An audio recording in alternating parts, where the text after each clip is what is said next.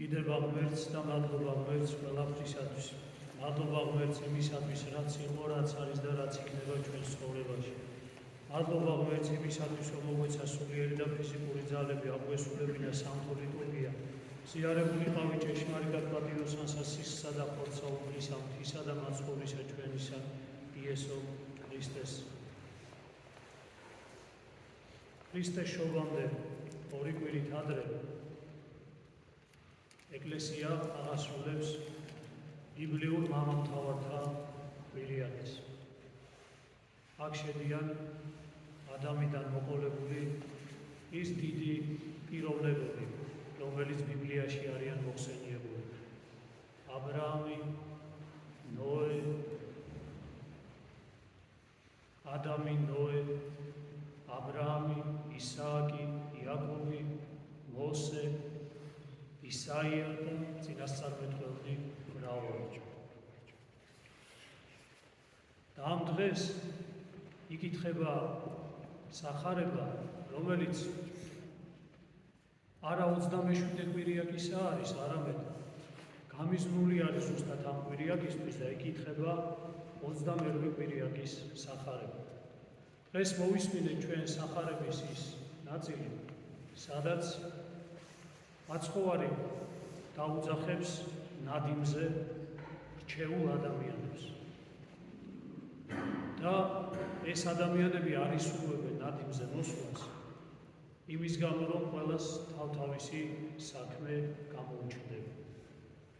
ამის გამო განრისხდება პურის უფალი და ეტყვის თავის მსახურებს, რომ წადით და მოიარეთ ყველა სოფელი თუ ქალაქი, ასე რომ ვთქვათ, შემოხადეთ გლახაკებს, შემოხადეთ ადამიანებს, რომლებიც ესეთი ფოლოცები არის გამოყენებული და რას ნიშნავს ფოლოცებიცი?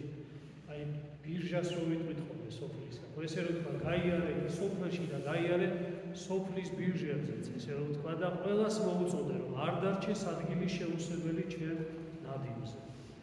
და მოკლედ ესე აივსო სახლი იმ ადამიანები, რომლებიც თითქოს არ იყვნენ ღირსები, თითქოს არ იყვნენ მომზადებული.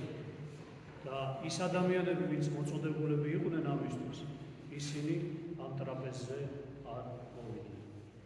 ეხლა კარგად რომ მიხვდეთ ზუსტად, რატო არის ეს, რატო განრისხდა ესე უფალი. უნდა მივაქციოთ ყურადღება იმას, რომ აღმოსავლეთში იმ დროისათვის არ იყო ტელეფონი, არ იყო საათები. და ვერავინ ვერ გეტყოდა დღეს როგორც ეუბნებით, რომ 2 საათზე იქნება ესა და ეს. დღეს ხო ვეპატიჟებით ადამიანებს და ვეუბნებით, ამ დროს იქნება ეს და ამ დროს მოდი. მაშინ როდის გამზადებოდა, არავინ არ იცოდა და წინ და წინ მიდიოდნენ და ეუბნებოდნენ. ამ დღეებში მზად იყავი, რომ გეტყვით, რომ მაგალითად ესა და ეს ვახშამიან, რაღაცა სერობა იქნება, რაღაცა მიზეზის გამო, ან ხორცილის გამო, ან სხვადასხვა მიზეზის გამო და რომ მოხდა. იმის მერე ადამიანები იწყებდნენ ზუსტად ყოველდღე ამ რეჟიმში ცხოვრებას, რომ შეიძლება დღეს დამიძახონ. შეიძლება დღეს დამიძახონ და მითხრან, რომ ესე იგი, დღეს არის ის დღე, როდესაც ჩვენ უნდა სტუმრად მოხვიდეთ. ხო არაფერი გახსენდება, ეს არის ჩვენი ნათლობის დროს დადებული აღთქმა, როდესაც უფალს დაუდეთ აღთქმა და ჩვენ ყოველთვის გვეძახის და იმის მერე ჩვენ ცხოვრობთ იმაში, რომ უფალი როდის დაგვიძახებს თავისთან. და ყოველ კვირას გვეძახის კიდეც თავისთან. ამ სერობაზე. რა სერობაზეც დღეს დიევართ, ყოველ კვირას გვეძახის სერობაზე. დღეს განსხვავება ის არის, ჩვენ დრო ვიცით, რომ კვირა დღეს უნდა ავთქეთ და მოვიდეთ 9 საათზე იწყება ლიტურგია, მაგრამ იმ დროისათვის ეს არ იყო განსაზღვრელი. დღეს მე მინდა ვისაუბროთ რაზე, იცით, თავს დიდად არ შეგაწყეთ, მაგრამ მინდა ვისაუბროთ დღევანდელ ჩვენს ყოფამ მდგომარეობაზე, რატომ ვარ ჩვენ დღეს ესე გაციებულები, რა ხდება ჩვენი ერის თავს, კონკრეტულად ადამიანების თავს და ერის თავს, რაზეც ჩვენ ვწუხართ, რომ ამასინათ ერთი სასულიერო პირი იძახდა, რომ ვეუბნებიო ყველას სოფელშიო, მოდით ვაგერ აღსარებაზე, მოდით ზიარებაზე და არავინ არ მოდის.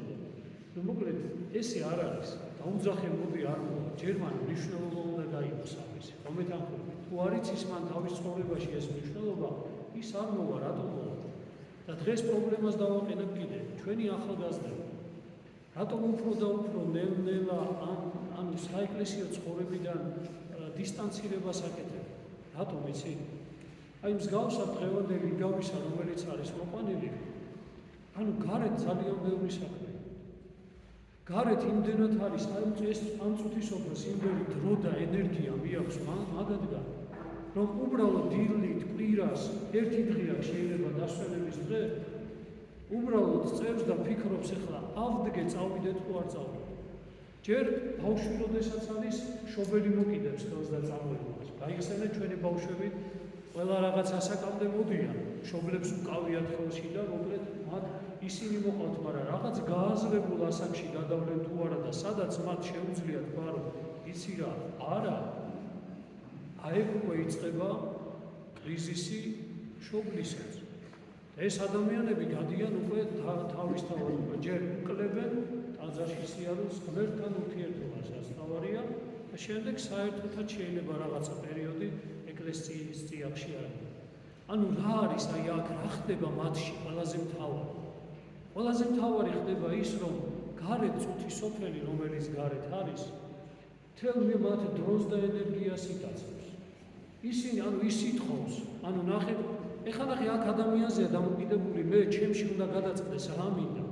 მაგრამ ჯერ როდესაც ბავშვი ვარ და ახალგაზრდა ვარ, რა მხიბლავს? არ მხიბლავს ცხოვრება. არ მხიბლავს გააზრებული არა მაქვს ღმერთთან ურთიერთობას რა მოაქვს. მე ისედაც კარგად ვარ და ბედნიერი ვარ, იმიტომ რომ აგერ სამყარო, რამხელა სამყაროა, მთელი თავისი ნაირფეროვნები და ეს უნდა შევიმეცნო. და დრო არ რჩება ამისთვის, გამიგეთ, რა დრო მჭირდება, ახლა დრო რა თმინდა, მე ნახეთ რამხელა, ანუ ნაირფერებით შემოსილი სამყაროა და ამის შემეცნებისთვის ვარ. დილით რომ გაიღვიძებს ადამიანი, ის უხარია რომ გარეთ გავიდეს და შეიმეცნოს სამყარო და აი ის რომ თქვათ ღმერთთან ურთიერთობა მოინდომოს მერე ადამიანმა, აი როგორც დღეს ერთმა რა თქვა, ხო? ხარები ვიყიდეო. მოკლედ უნებელი ხარები ვიყიდეო. არა, ჯერ მიწა ვიყიდეო. ეს არის მიწიერი მდგომარეობა, ხო? მიწა ვიყიდეო და უნდა ვნახო ზუსტად რა მომიზომაო, იმ მიწ გაყიდაო. ზუსტად მომიზომა თუ არა, უნდა მივიდი არ მომატყუოს. და ვერ მოვალო დღეს, წავიდა მიწიერზეს გამო წავიდა. მეორე ცხოველურის გამო. ხარები მყავს, ცხოველურში იგულისხმეთ ბუნებები. ცხოველური საწყისი, დაცემული ბუნებიდან გამომდინარე ბუნებები და ეძახის რომ უნებელი ხარები ვიყიდეო, ანუ ხარები ვიყიდე და უნდა გამოვცადო, აბა ძლიერები არიან თუ არა, ანუ ბუნებების და საკუთარი ნებასურვილების დასაკმაყოფილებლად წავიდა. და მესამე ნაწილი ოჯახი, ცოლი მოუყვანება, ანუ ეს არის უკვე ურთიერთობები, რომელიც თავისთავად კარგია, მაგრამ ამის გამოც უფალი არის უკმაყოფილო, იმიტომ რომ შენ ოჯახს კი უთმობ ამ დროს და ოჯახისთვის ხარ, მაგრამ ის დღე, როდესაც მე შენ მოგიწოდებ, რომ ჩემს გვერდით უნდა იყვე, აი ეს დრო ოჯახისთვისაც კი უნდა შეეცადო, რომ ოჯახიც კი არჩიო, ოჯახსაც კი არჩიო, აი ეს მდგომარეობა, რომ ღმერთთან ყოფნა შეგეძლოს ადამიანს, აი ქრისტიანობა. ეხლა მოდი დავაკვირდეთ დღევანდელი წუთის სოფელი, ამის საშუალებას ვაძლევს. გადახედეთ ჩვენ ახალგაზრდების ყოველდღიურობას, გადახედეთ ის, ვინც დასაქმებულები ხართ ზოგადად, ამის დროს გაძლევთ, თითქმის არ გაძლევთ. დილით რამხელა ძალისხმევა გჭირდება ადამიანს, რომ მთელი კვირა 6 დღე იმ ნამუშაკები, დაღლილი, დაქანცული და შემდეგ მეშვიდე დღეს, კვირა დღეს კიდე დილაუთენია წამოდგე. თუ კი ზიარებისთვის მოემზადო, ესე იგი წაიკითხო ლოცვები შესაბამისად, ილოცო ასე ვთქვათ და მოემზადო ზიარებისთვის, ეს უკვე ადამიანს უნდა რაღაცა მნიშვნელოვანი უნდა კონდეს, რომ ამისთვის მართლა გააკეთო. და ეს მნიშვნელობა არის მოკლებული დღეს. ეს მნიშვნელობაა მოკლებული დღეს და დღეს მე ესე ვიტყვი, რომ ჩვენს გვიჭირს, ჩვენ შვილებს გავაგებინოთ ის, რომ რატომ არის აქ ყოფნა მნიშვნელობა. მე გეტყვით ერთ რამეს, რომ ჩვენ მოწოდებულები ვართ ამისთვის, ჩვენ გაუვივართ ამ პასუხისმგებლობას. თქვენ ყველანი მოწოდებულები ხართ იმისთვის, რომ თქვენი შვილები უნდა ახალგაზრდები უკვე დასულ ასაკში რომ შევიდნენ, მათ უნდა გარდატეხა მოახდინინოთ, რომ ეკლესიის წიაღში იყვნენ და დარჩნენ. და თუ კი ჩვენ ეს არ შეგვიძლია გახსოვდეთ, ეს დიდად მათი ბრალი არ არის. ეს რა თქმა უნდა წუთი სოფლის ბრალია. ამავე დროს ჩვენი ქრისტიანი მშობლების ბრალიც არის, რომ ჩვენ რაღაცა ვერ გავაკეთეთ ისე, რომ ის ადამიანები, ანუ ჩვენი ახალგაზრდები დღეს ეკლესიის წიაღში ყოფილიყო.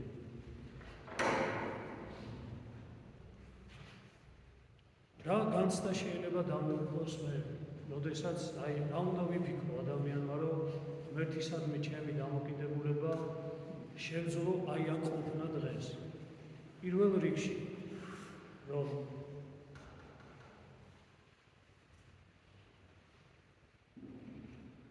ჩემი ღმერთთან არ მოსვლა, ეს არის მის სიყვარულზე უარისთება.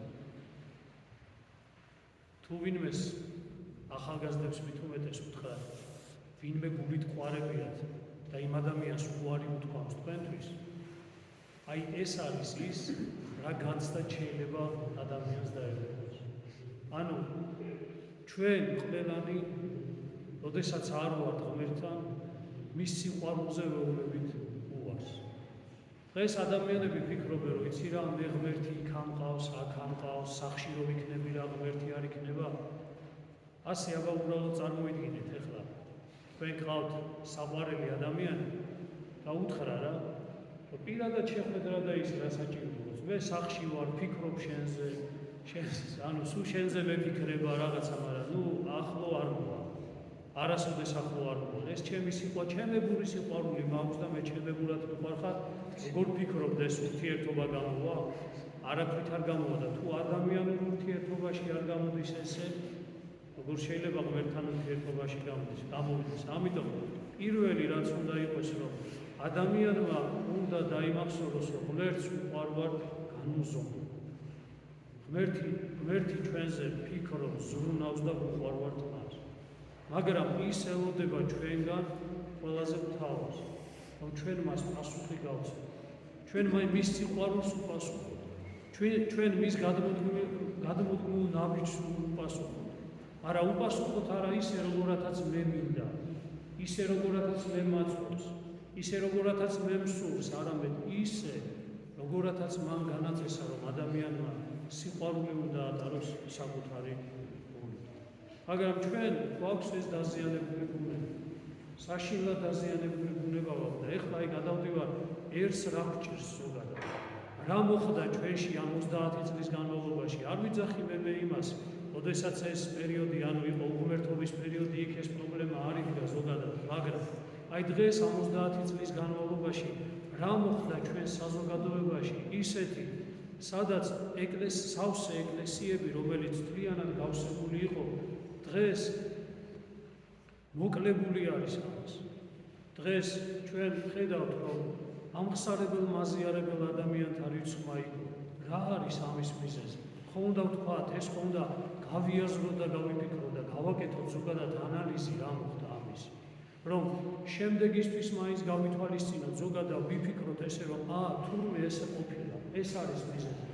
დღეს ბევრი საუბრობენ სასულიერო პირებიც, მოკლედ ხან პოლიტიკურ ანალიზს აკეთებენ. მე მინდა დასაწყისშივე ვთქვა, ყველაზე დიდი წუხარება ალბათ ღვთისწიაღში და ზეცა წუხს მაშინ, როდესაც წმინდა წერილს ადამიანი, მათ შორის სასულიერო პირი, იყენებს გარკვეული პოლიტიკური თუ ამა თუ იმ მიმდინარეობების გასამართლებლად, ან ვიღაცის მოკლედ განსაკითხავად ვიღაცის მოქმედების. მახსოვდეს, რომ წმინდა წერილი ეს არის ადამიანის შინაგანი მოწყობისკენ, პირველ რიგში პიროვნული გადარჩენისკენ არის მოწოდება და მეორე რიგში ეს არის ჩვენი კეთილად თანაცხოვრების საშუალება ყველაზე დიდი. ამ მისი გამოყენება პირდაპირ გაგებით გარკვეულწილად აი ამ განსაცდელი დადგება თუ არა ადამიანები იწყებენ, ისე იგი ადამიანთა გულის მოგებას, რითი იცით, აი რაღაცა ფრაზებს გამოიტანენ სახარებიდან და ადამიანები, რომლებიც სიძულვილს ატარებენ გული და მეორე ადამიანისადმი სიძულვილია, გშურია, ანუ უნდა რომ მასზე ესე რომ თქვა ძალადობა განახორციელოს, რაღაცა ვიღაცას რომელიმე სასულიერო პირი ან საერო პირი გამოვა, რაღაცა ფრაზას გამოიტანს წმინდა წერილიდან, რა შვება? სინდისი რომ მოწმინდოს იმ ადამიანს სინდისი არა უშავ, შენ თუ დღეს ნახე მრისხანებაში ხარ, შენ თუ დღეს გძულს ადამიანი, შენ თუ დღეს ისე იგი ადამიანი შეიძლება ადამიანზე იძალადო მორალურად, ფიზიკურად, ფსიქოლოგიურად, არაფერი ახლა ადამიანი ძლივს კრიზისი დაუდგა, ნახე ამ პარტავნებაშია გაჟრენთილი ადამიანი და ძლივს კრიზისი დაუდგა, რომ მიხვდა რომ რამხელა ბოღმას ატარებს გულში, გადმოვიდა ეს ბოღმა გარეთ და იმის მაგივრად რომ ადამიანს უთხრა რომ შეინანე, ნახე, დაინახე შენ საკუთარი თავი როგორი ხარ სინამდვილეში, ამის მაგივრად რომ ის ადამიანის მდგომარეობა გაამართლო, არა ქრისტიანულად, არამედ შენი პირადი განგებულებით, ალბათ შენი პირადი მიზნები გამოძრავებს ამ შემთხვევაში, იმ ადამიანს იმის მაგივრად უთხრა რომ იცი რა, შეინანე, სინანული გამოხატე იმის გამო რომ ადამიანი გძულს, ადამიანზე ძალადო, ადამიანს წევ, ადამიანს ასე ეპყრობი იმის მაგივრად გამოდივარ და ვლაპარაკობთ რა. ის ადამიანი როგორ არის, იცით, აი ელოდება იმას, რომ მართლა ეს სიძულვილი გამოვიდა და იქნებ შეინანოს და უცებ გამოვა რომელიმე სასულიერო პირი, ან ერთი მხარე, ან მეორე მხარე და რას ამბობს? არა უშავს. შენ სამართლიანად გძულს. მიხვდით დღეს რა ხდება? არა უშავ, შენ სამართლიანად ძალადო. არა უშავ, შენი ძალადობა, შენი ეს გამართლებულია. რაც გინდა აკეთე, იმიტომ რომ დღეს ამაზე უფრო, ანუ რაზე ვილაპარაკეთ წელა? ამაზე უფრო მნიშვნელოვანია დღეს, რაც წყდება შეიძლება და ნახეთ, რას დღევანდელი სახარება, რას გვეუბნება. არაფერი იმაზე მნიშვნელოვანი არ არის, თუ კი ღვთის სინანული ღვთის ტრაპეზი, ანუ სულის სიგლახაკი თუ ღვთის ტრაპეზთან არ მივა. ყველა მიზეზი ეს იქნება მიწიერი, ცხოველური, თუ ეს იქნება თუნდაც ოჯახი, და ოჯახში იგულისხმება თუნდაც სამშობლოც კი, ქვეყანაც, ანუ ღვთის ღმერთზე მაღლა ვერ დადგება და თუ შენს ცხოვრებაში ღმერთზე მაღლა დგას ეს ყველაფერი, მაშინ რა გამოვიდა?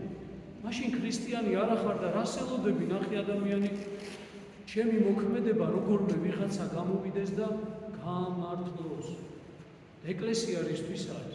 ეკლესია არის იმისთვის, რომ ყველას მოუწოდოს, რომ ადამიანო თუ კი სიძულვილს ატარებს შინაგანად გულში, ეს შენი დაცემული ბუნების მაჩვენებელია და ასე ღმერთთან ურთიერთობას ვერ შეძლებ, ანუ ამ ნადიმზე ვერ იქნება. გახსოვთ, აქ ლუკა მახარებელთან არის და სხვაგანაც არის ერთი ეს, ანუ მოთხრობილი სხვა მახარებელთან, სადაც მერე უფალი შემოდის, პურის უფალი შემოდის და რას ეუბნება? რომ ნახავს იქ ერთი ადამიანი ზის, რომელსაც არ მოსია საკურწინე სამოსელი და რას ეტყვის, როგორ შემოყვენი შენ? და იმ წუთში ეტყვის, რომ გაიყვანეთ ეს ადამიანი. გაიყვანეთ ეს ადამიანი აქედან და ამისთვის, რომ აი, ისე იგი მოხვდება იქ, სადაც კბილთა ხრჭენა იქნება. ანუ ნახეთ როგორ არის ჩვენ ამ შემთხვევაში სასულიერო პირები, არ ვიცი რა მიზეზი, არ ვიცი რა, ესე რომ ვთქვათ, აი რა დანიშნულები, რა ამოძრავებს ადამიანს, არ ვიცი. აი იმ ერთი ადამიანის მსგავსად ამ ბოროტებასა, სიძულვილისა და შინაგანი საშინელი მდგომარეობის მქონე ადამიანებს ვეპატიჟებით უფლის ტრაპეზზე იმ იმედით, რომ შენ თუ შეიყვან მას, უფალი მას არ გამოაყენებს. ანუ ის ვერ დარჩება ეკლესიაში, რატო აბა? რაც არ უნდა მიზეზი ამოქმედებდეს, წინაზე გითხარით მე, რომ შენ რომ ღვთის წინაშე წარსდგები და გული სავსე გაქვს სიძულვილი, ვინმე ადამიანისადმი ერთისადმიც კი, თუ კი გულს სიძულვილი შეუძლია, მაშინ შენ არ გაქვს ადგილი ღვთის სასუფეველში. და ამიტომ ჩვენ რას ვეუბნებით ადამიანებს, სიმართლეს კი არ ვეუბნები, რომ შეინანე, ვინც გინდა იყავი, რა სოციალური ფენის წარმომადგენელი გინდა იყავი. ვინც გინდა იყავი, ხელისუფალი იქნები, ოპოზიციონერი იქნები, ვინმე თუ კი სიძულვილი გიდევს ადამიანს გულში, შეინანე, იმიტომ რომ ღვთის ტრაპეზზე ვერ მოხვდება. და დღევანდელმა სახარებამ ეს თქვა, რომ არ არსებობს მიზეზი გასასამართლებელი იმისთვის, რომ შენ ღმერთთან არ ახარ და სინანულში არ ხარ. რა უთხრა უფალმა, ეს თავმომწონე ხალხი, რომელსაც არ უნდა და რაღაცები თვითონ დაუსახია მიზნად, რომ იცი რა, თურმე ეს უფრო მნიშვნელოვანი ყოფილა ვიდრე ღმერთი, რომ თურმე ეს უფრო მნიშვნელოვანი ყოფილა ვიდრე სარწმუნოება, ასეთ ადამიანებს უთხრა, რომ ესენი აღარ მოიყვანოა. დაუძახე გლახაკებს, ვინ არიან გლახაკები? სულით გლახაკი ადამიანი ვინ არის? ეს არის ადამიანი, რომელსაც სინანული აქვს საკუთარ გულში, რომელიც ნანობს, რომელმაც იცის, რომ მე ეხლა დაზიანებული ბუნება მაქვს. ჩემში არის ეს, აი ამ დაზიანებულ ბუნებაში არის, ისე იგი აგრესია, შური, ძალადობა, ვერცხლის მოყარეობა, დიდების მოყარეობა, გემოთ მოყარეობა, ეს ყველაფერი ჩემში დევს. ამიტომ სულით გლახაკი ადამიანი და ღმერთს სინანულად მოყავს. და სასულიერო პირი, რომელიც ეუბნები ნებისმიერი სახით ვინმეს, რომ ვიცი რა, შენი ვერცხლის მოყარეობა გამართლებულია, იმიტომ რომ რა უნდა უთხრა? დღეს ეს ხდება ზუსტად. და კლასიფიკაციაც დაიწყო, აი ნამდვილი სასულიერო პირები. ერთი მხარე ამას იძახის, რომ აგერ ნამდვილი სასულიერო პირები, მეორე მხარე სიას აკეთებს იმისა, აგეთ ურმე ნამდვილი სასულიერო პირები. და ის რაც ღმერთმა ერთობა შექმნა ეკლესიაში, ვერ ხედავთ ხალხო, რომ ეს თავისთავად უკვე ყველაზე მთავარი მცნების დარღვევა ხდება. ეს არის გაყოფა ეკლესიაში. აი ხლა ძალიან მნიშვნელოვანია გითხრათ, აი ორ რაღაცას გეტყვით რა. არსებობს ღმერთი, სარწმუნოება, ქრისტიანობა, მართლმადიდებლობა ჩვენს კულტურაში, აი ჩვენს ყოველდღიურ ცხოვრებაში. მაგრამ ამის გვერდით არსებობს რა? ეს არის ზოგადად ერთიანობა, ქვია კულტურა, ანუ ადამიანი რასაც ქმნის და ეხლა ჩამოგიდგით რა არის ეს? ეს არის ოჯახი, ეს არის სახელმწიფო, ეს არის მეცნიერება, ეს არის ფილოსოფია, ეს არის მედიცინა, ეს არის ისე იგი სახვითი გამომხედველობა, ანუ დაწერა რაღაცების, წიგნის დაწერა. ყველაფერი ეს არის კულტურა, რომელსაც ადამიანი ქმნის და ამის გვერდით არის კიდე ღმერთი და რწმენა. აქეთ კულტურა. რას უნდა, ანუ ნახეთ ჩვენ რა გვინდა.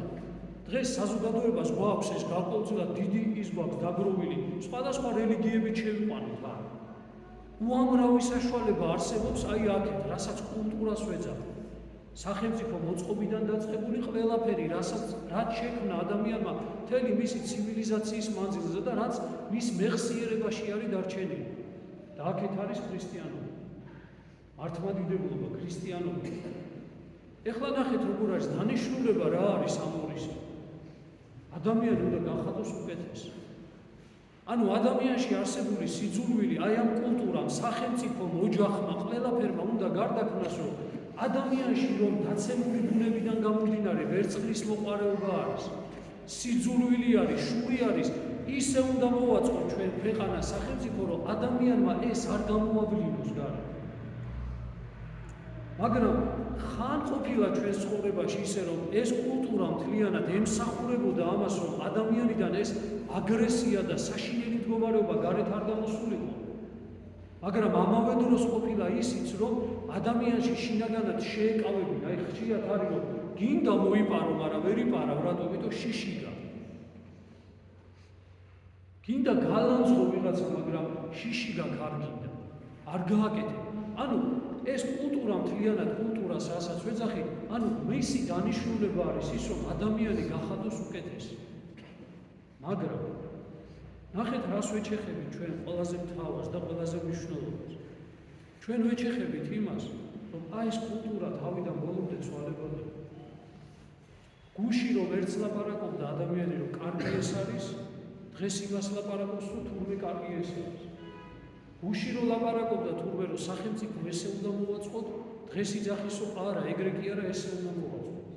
ვიღაცა იძახის, რომ ოჯახური ურთიერთობები ესე უნდა იყოს, ვიღაც იძახის, რომ მე შეიძლება რამოდენიმე წელიწადში თან იგივე ადამიანები გეუბნებიან, ესე კი არა, ესე უნდა იყოს. ანუ კულტურა, ესე რომ თქვა, მთლიანად ადამიანის გონებით შექმნილი მეცნიერები ავიღოთ.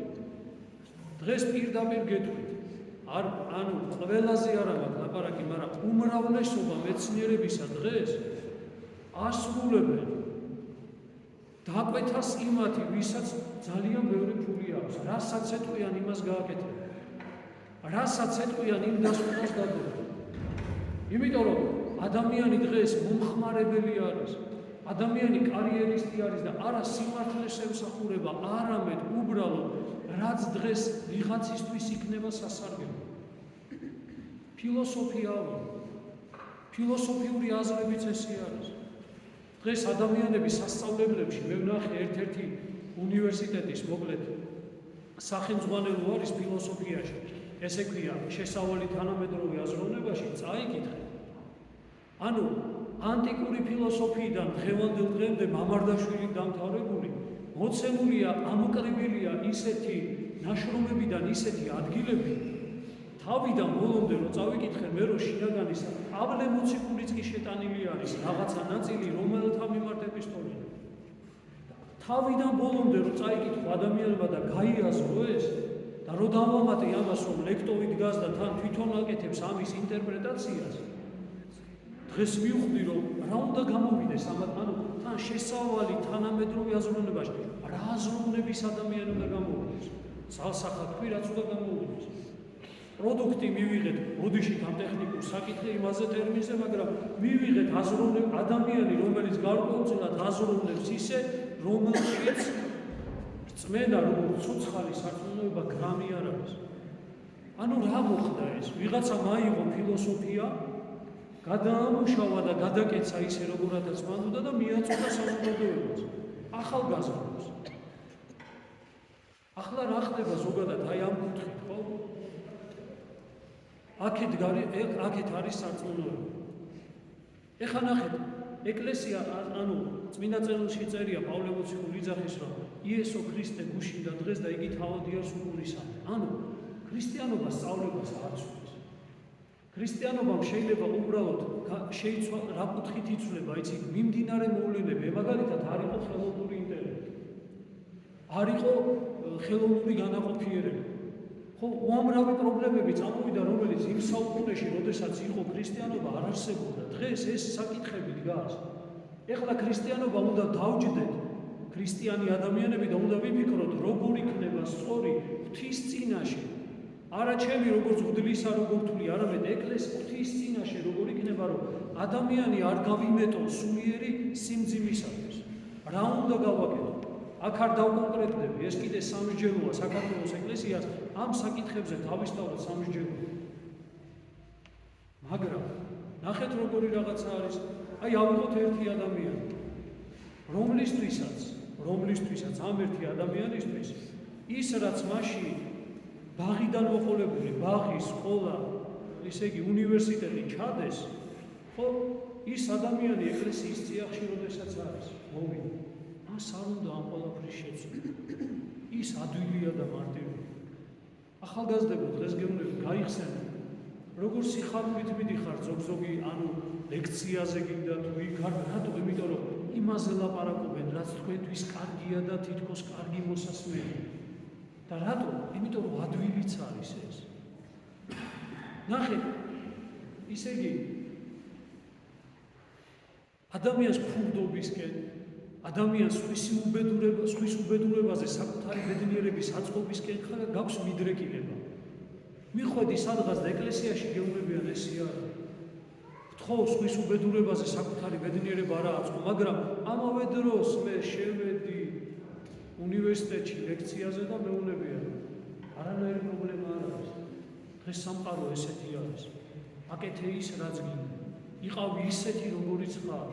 და ნუ შეცვლება იმისა, როგორიც ხარ და არ შეიცვალო. თუ კი ცუდია რამე შენში, ეს არ არის, შენ ხარ ესეთი და ესეთი უნდა იყოს. აი ეს დაჯახება არის დღეს. და ეს ხალხი არიან უყურეთ, მე როგორ მინდა ვთქვათ, ეს ადამიანები არიან უკვე რომ გაბრაზებულები, მაგალითად ტაძარს აი ანჩისხაც კვერცხს ესვიან.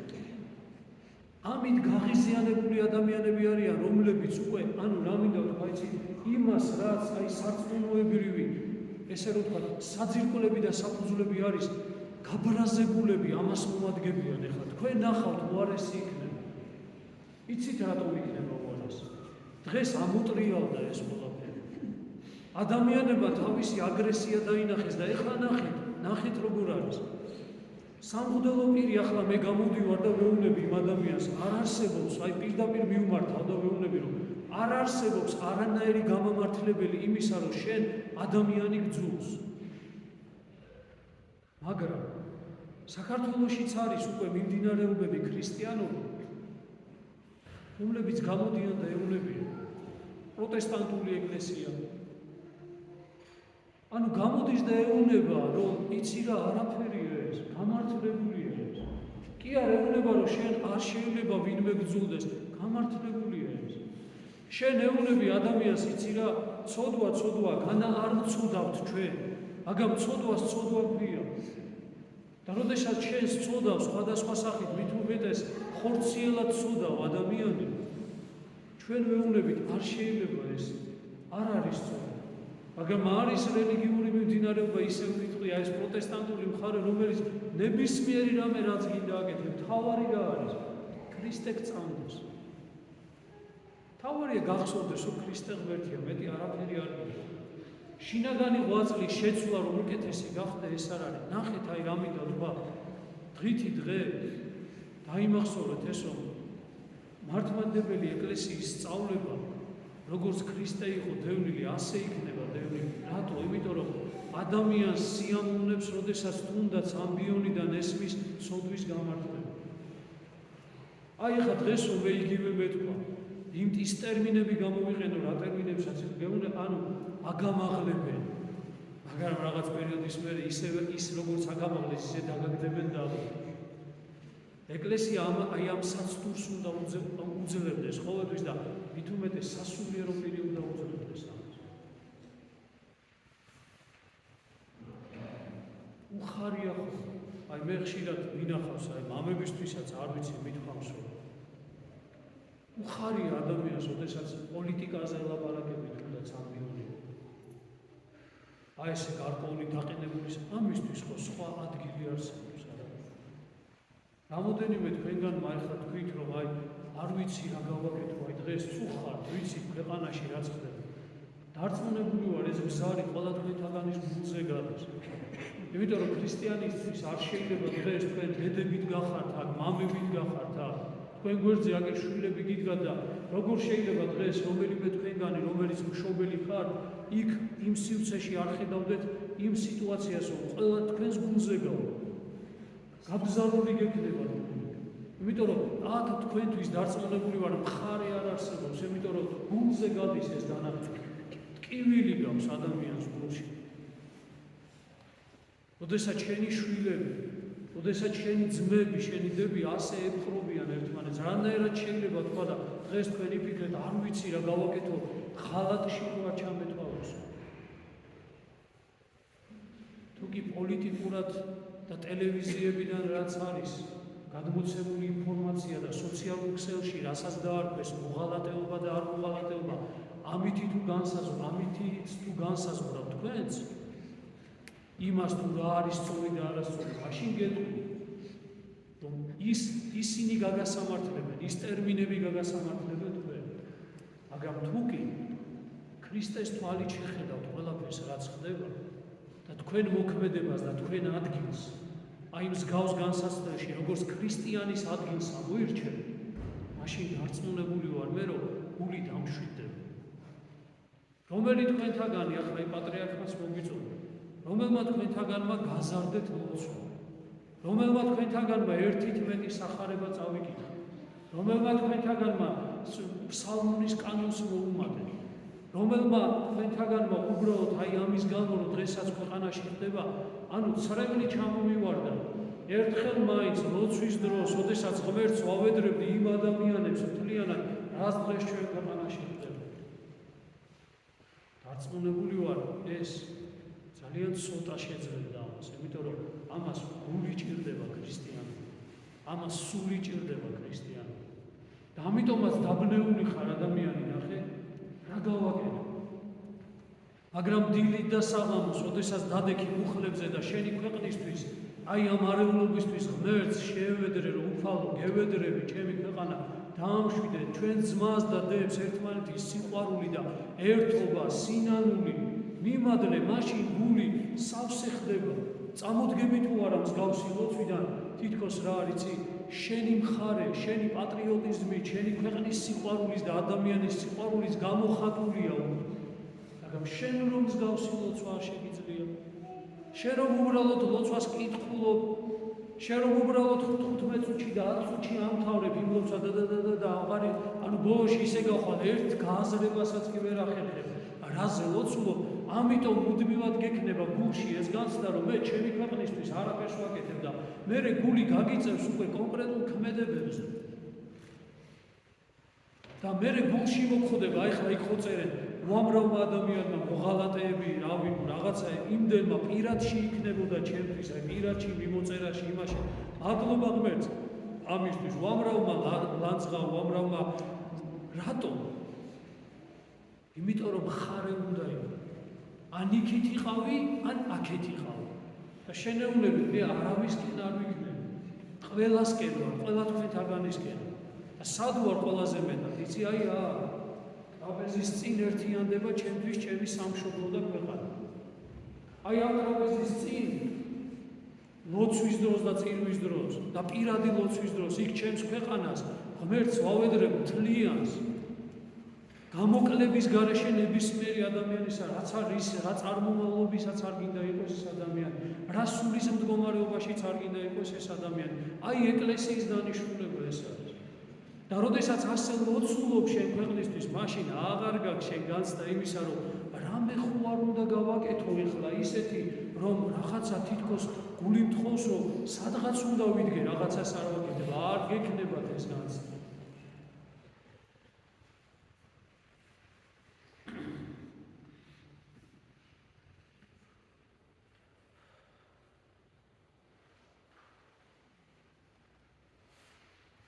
მერთმა მოგწეს ამისი ძალა ჩემო მეგობრებო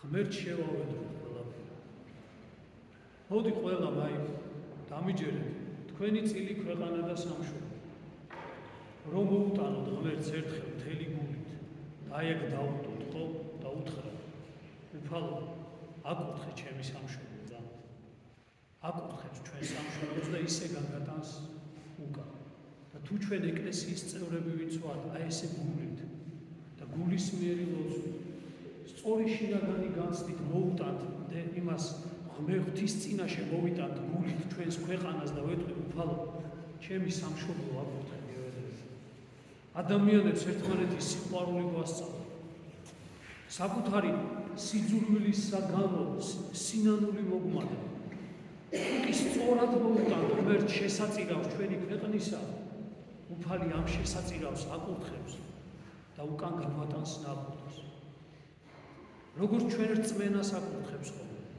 დღეს რომ მოვედით რა მოვიტანეთ უფალო აკურთხე ჩემი რწმენა დღეს აქედან უფრო მეტი მორწმუნეები უნდა გავიდეთ უფალო განწმინდე ჩემი ცოდვა და ეს ჩემი ცოდვა მოვიტანე და აი აქ დავაგდე იმიტომ რომ დღეს უკვე აღარა ვარ ისეთი როგორიც ვიყავ ჩამოვიხსენი ეს მიღავ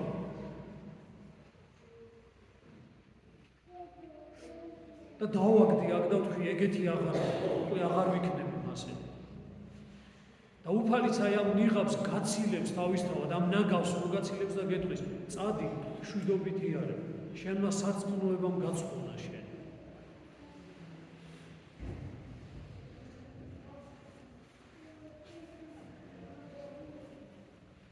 შინაგანი ლოცვა ძალიან ყველას აი ქრისტიანული მე ბევრჯერ მithქვამს თქვენთვის და დღესაც გიმეორებთ ხალხო უფრო გართულდება მდგომარეობა არა მხოლოდ ქვეყანაში ჩვენთან არამედ ზოგადად მსოფლიოში ასე იქნება გართულდება ძალიან მდგომარეობა და სირბილს დაიწყებთ რაზე იცი რა გავაკეთო და დაბნეულები როდესაც შინაგანი სულიერი მდგომარეობა და გული ქრისტიანული დასტურს არ მოგწევს იმისა რა უნდა გააკეთო დაიბნევ და აღმოჩნდებით ისეთ ადგილას სადაც ძიმე იქნება ეს ყველაფერი თქვენთვის როგორც ქრისტიანებისთვის ღმერთს მოცილდებით მერე და აი მაშინ მართლა იგრძნობ რომ ეხლა ღმერთს ვარ მოცილებული ამიტომ ეძებეთ ღმერთი ყოველ დღე ყოველ წამს ეძებენ ღმერთი და უთხარი ღმერთო როგორ მოვიქცე ეხლა რა არის მნიშვნელოვანი აი ეს თუ ქრისტიანები ხართ ასე უნდა იყოს და თუ უბრალოდ ისე იგი რაღაცა ნერვების დასაწინარებლად მოდიხართ ტაძარში და რაღაცა ყოფითი პრობლემების მოსაგვარებლად მოდიხართ ტაძარში და პირადი ჯანმრთელობისა და ასე პრობლემების მოსაგვარებლად მოდიხართ ტაძარში სხვაგან მოხდეთ კი რა თქმა უნდა სადღაცამდე ეს თავისთავად როგორ გითხრათ შეგამაგრებს ცოტას მაგრამ განსაცდელებს ვეღარ გაუძლებს შეიძლება ადამიანმა ეკლესიას დატოვოს ტაძარის დატოვოს რატო? იმიტომ საკუთარი ამპარტავნების გამო დღეს აი ამით ვასრულებ დღეს დღევანდელმა იგავმა უფალმა იგავში გითხრა არაფერი საკეთებელი არ არის იმაზე მნიშვნელოვანი როგორც ღმერთთან ყოფნა და მასთან ურთიერთობა მის ტრაპეზზე მის სერობაზე ყოფნა ანუ ეკლესიის წიაღშიც კი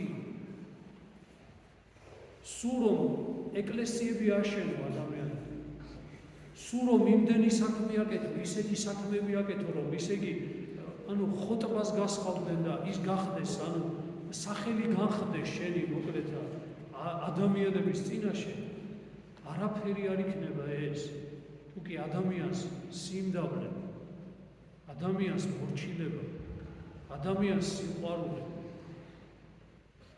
ადამიანს ეგოიზმთან ბრძოლის უნარი ამპარტავნებასთან ბრძოლის უნარი არ გექნება არაფერი არ არის ეს